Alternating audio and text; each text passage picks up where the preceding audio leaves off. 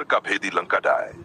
ये कहावत भारतीय जनमानस में अत्यंत प्रसिद्ध है, जिसका तात्पर्य है कि जब कोई व्यक्ति अपने ही घर अथवा संगठन का भेद दूसरों को बता दे, तो उस घर या संगठन का पतन अवश्यंभावी हो जाता है। इस कहावत का सबसे सटीक उदाहरण है रामायण काल में रावण का अपने भाई विभीषण को लात मारकर लंका से निकाल देना और आगे चलकर उसी विभीषण द्वारा लंका का विध्वंस हो जाना। ये कथानक न केवल धार्मिक महत्व रखता है, बल्कि सामाजिक और नैतिक दृष्टि से भी हमें गहन शिक्षाएं देता है। रावण का साम्राज्य और लंका का राजा रावण एक बलशाली, विद्वान और पराक्रमी राक्षस था। वह शिव भक्त, महान तांत्रिक और वेदों का ज्ञाता था। उसकी सोने की लंका अपने वैभव और सामर्थ्य में अतुल्य थी। इंद्र, वरुण, यम, कुबेर सभी देवता उसके प्रताप से भयभीत रहते थे। रावण ने ब्रह्मा से वर प्राप्त कर अनेकों लोगों को जीत लिया था, किंतु अहंकार उसका सबसे बड़ा शत्रु था। उसने अपने बल के मद में आकर धर्म की मर्यादाओं को तोड़ दिया। उसने सीता का हरण किया और श्री राम जैसे धर्मपरायण, मर्यादा पुरुषोत्तम से शत्रुता मोल ली। विभीषण धर्म और विवेक की आवा। रावण का छोटा भाई विभीषण एक शांत स्वभाव, धार्मिक विचारों वाला, न्यायप्रिय और विवेकशील व्यक्ति था। यद्यपि वह राक्षस कुल से था, परंतु उसके मन में धर्म, सत्य और नीति के प्रति विशेष झुकाव था। वह रावण का अनुचर था, किंतु जब रावण ने सीता का अपहरण किया, तभी से विभीषण का मन अशांत हो उठा। जब श्री राम ने हनुमान को लंका में भेजा और हनुमान ने लंका में जाकर सीता से भेंट की, तो विभीषण को श्री राम की धर्मपरायणता और धैर्य का ज्ञान हुआ। वह भीतर ही भीतर सोचने लगा कि ये युद्ध अन्याय और अन्याय के बीच है और रावण ने अन्याय का मार्ग चुना है। सभा में विभीषण की स्पष्टवादिता।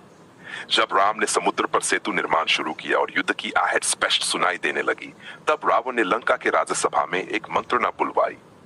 सभा में कुंभकर्ण, मेघनाद, महामंत्रीगण, सेनानायक सभी ने रावण की हाँ में हाँ मिलाई।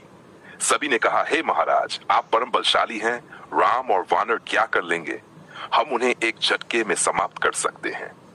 परंतु विभीषण चुप नहीं रहा। उसने हाथ जोड़कर कहा, भ्राताश्रेष्ठ रावण, मैं आपका अनुज होते हुए भी आपसे निवेदन करता हूँ, धर्म का मार्ग त्यागना उचित नहीं है। आपने एक पराई स्त्री का हरण किया है। ये नीति विरुद्ध और अधार्मिक है। मैं आपसे प्रार्थना करता हूं कि माता सीता को श्री राम को लौटा दीजिए। युद्ध टालिए, अन्यथा अनर्थ हो जाएगा। यह सुनकर रावण का मुख क्रोध से लाल हो गया। उसे विभीषण का यह सुझाव कायरता और अपमानजनक प्रतीत हुआ। दुर्बल और डरपोक विभीषण, तू मेरे शत्रु का पक्ष लेता है? जा, मैं तुझे अब अपने राज्य में एक क्षण भी नहीं रहने दूंगा। रावण द्वारा विभीषण को ला गुस्से से तमतमाया रावण अपनी सिंहासन से उठ खड़ा हुआ और बोला, जो अपने भाई की निंदा सभा में करे वह विश्वासघाती है। निकल जा मेरे दरबार से। और क्रोधित होकर उसने विभीषण को लात मारकर सभा से बाहर फेंकवा दिया। यह दृश्य अत्यंत मार्मिक था। एक भाई ने अपने धर्मपरायण अनुज की बात को अपमान मानकर उसे अपमानित किया। यह वही क्षण था जब रावण ने अपने विनाश का बीज स्वयं बो दिया।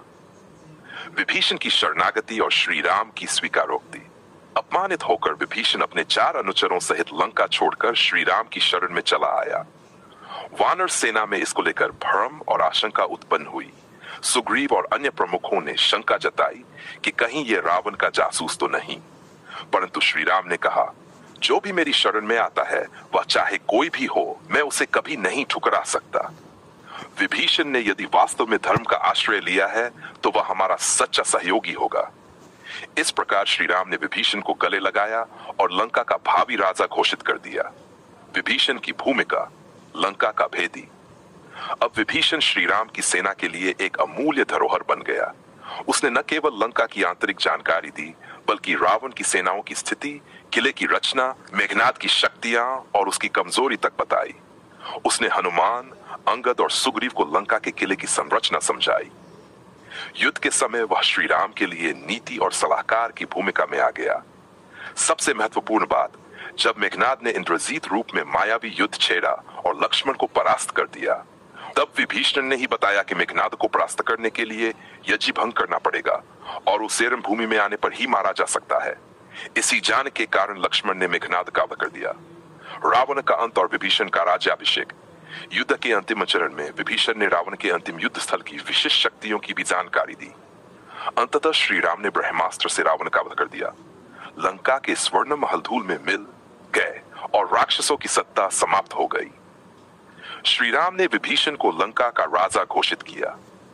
लंका के नागरिकों ने विभीषण का स्वागत किया क्योंकि अब उन्हें एक धर्मनिष्ठ, न्यायप्रिय और सौम्य राजा मिला था। निष्कर्ष, घर का भेदी लंका डाय, यह कहावत केवल एक भाई द्वारा दूसरे के विरुद्ध खड़े होने की कहानी नहीं है, बल्कि यह बताती है कि यदि घर में कोई व्यक्ति अन्याय का विरोध करता है और सही मार्ग पर चलता है तो वह भी घर के विनाश का कारण बन सकता है। यदि घर के मुखिया में अहंकार और अधर्म बस गया हो, रावण स्वयं अजय था, देवताओं से वरदान प्राप्त था, किंतु उसका अंत उसके अपने ही भाई विभीषण के माध्यम से हुआ। यदि वह विभीषण की बात मान लेता तो युद्ध नहीं होता, उसका कुल समाप्त नहीं होता और उसका वैभव बचा रह सकता था। अतः ये कथा हमें सिखाती है, जब घर का मुखिया अहंकारी हो जाए और धर्म विचार छोड़ दे तो घर का भेद देने वाला ही उसका नाश कर सकता है। नीति, धर्म और विवेक हमेशा स्थायी होते हैं, भले ही उनका स्वर धीमा हो। कभी कभी घर का विरोध ही घर के हित में होता है। धर्म की रक्षा के लिए विभीषण ने घर छोड़ा और उसी के कारण अधर्म का अंत हुआ।